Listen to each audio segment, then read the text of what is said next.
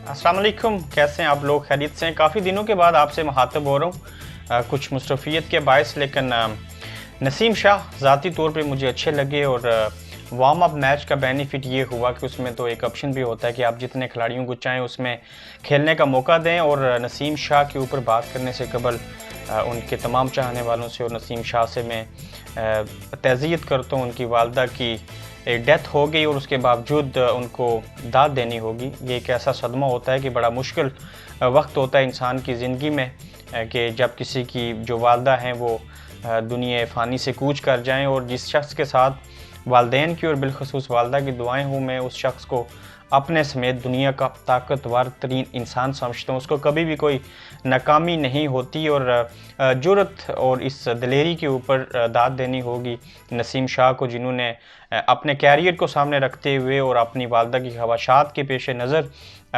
सदमे को बर्दाश्त किया, वतन वापस नहीं गए। और उनको जब उसके बदले में जो सिला मिला, उनको खेलने का मौका दिया गया मैच में, तो उन्होंने वो कर दिखाया जिसके बारे में किसी ने सोचा भी नहीं था। किसी ने कहा शान वाटसन की तरह उनका एक्शन है, बड़ी अच्छी इन स्विंग आउट स्विंग, मतलब कि डिफरेंट वे से वो बॉलिंग करते हैं। और हसनैन देख लें, मोहम्मद आमिर आए एक गैप के दौरान, उनको चांस मिला। और मोहम्मद आसिफ के बाद अगर मैं किसी को टीम के अंदर देखता हूँ कि मुस्तकबिल जिसका है, और इस वक्त जिस तरह से पाकिस्तान क्रिकेट टीम को एक अच्छे बॉलर की ज़रूरत थी, वो मेरे ख्याल से नसीम शाह की सूरत में मिल चुका है। और हसनैन ज़ोर लगा के बॉलिंग करते हैं। इस तरह से बाकियों को देखा जाए तो कोई उसमें इन आउट स्विंग या उस तरह के एलिमेंट नहीं था कि कोई अगर सामने खेलने वाला खिलाड़ी है तो उसको वो टफ टाइम दे सके। और नसीम शाह ने इतनी उम्र में जिस स्पेल के साथ बॉलिंग की और एक विकेट भी उन्होंने हासिल की, लेकिन जो उनका स्टाइल है, जो उनका रन अप है, फिर उनकी जो बॉलिंग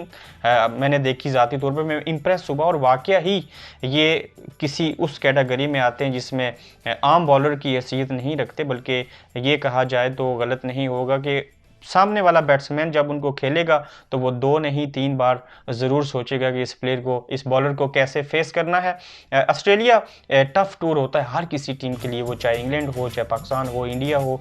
लेकिन पाकिस्तान के खिलाड़ियों को हमने देखा कि T20 में बाज़ औक़ात टेस्ट की तरह खेल रहे होते हैं या वनडे की तरह, वनडे को कई बार टेस्ट बना लिया होता है। और टेस्ट के अंदर जहाँ पे आपको स्टेमिना, विल पावर आपकी देखनी होती है, वहाँ पे वो उसके कुछ अपोजिट करते हैं। लेकिन मिचेल स्टार्क जो हैं वो एक ऐसे बॉलर हैं ऑस्ट्रेलिया के पास, सिर्फ मैं उनकी बात करूंगा, बैटिंग की तो लाइन है उनके पास कि वो डराते हैं, धमकाते हैं, बाउंसर्स करते हैं, सारी चीज़ें होती हैं। और वो एक की बॉलर हैं ऑस्ट्रेलिया के।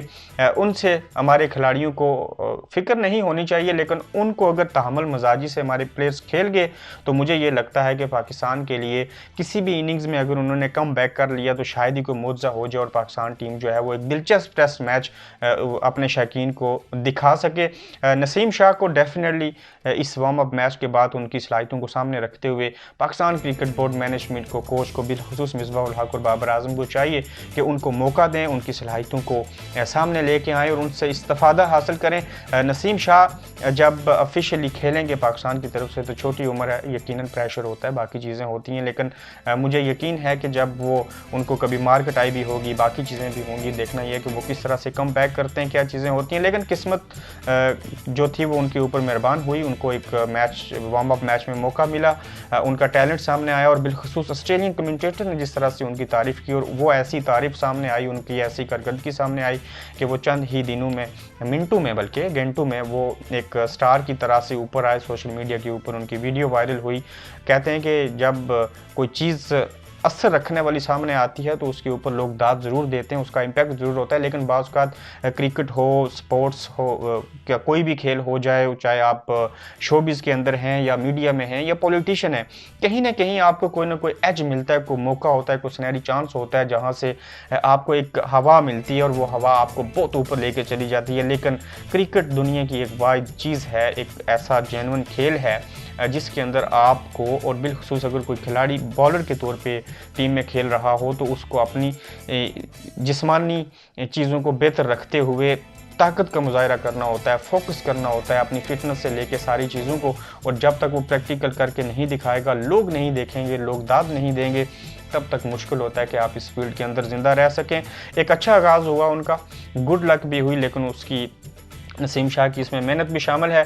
उनके चाहने वाले भी अभी से हज़ारों लाखों की तादाद में बन चुके हैं। हमारी दुआएं उनके साथ हैं और हम ये इसलिए भी दुआ गो हैं कि अल्लाह पाक उनकी वालदा की आखिरत आसान करें, उनकी मग़फ़िरत करें। और यकीनन नसीम शाह को हम देखने के लिए जो पहला टेस्ट मैच है उसमें मेरे समेत आप लोग भी बेताब होंगे। देखते हैं कि नसीम शाह अपने पहले टेस्ट मैच में अगर वो टीम का हिस्सा बनते हैं, डेफिनेटली हिस्सा होंगे, तो वो किस तरह की कारकर्दगी का मुज़ाहिरा करते हैं।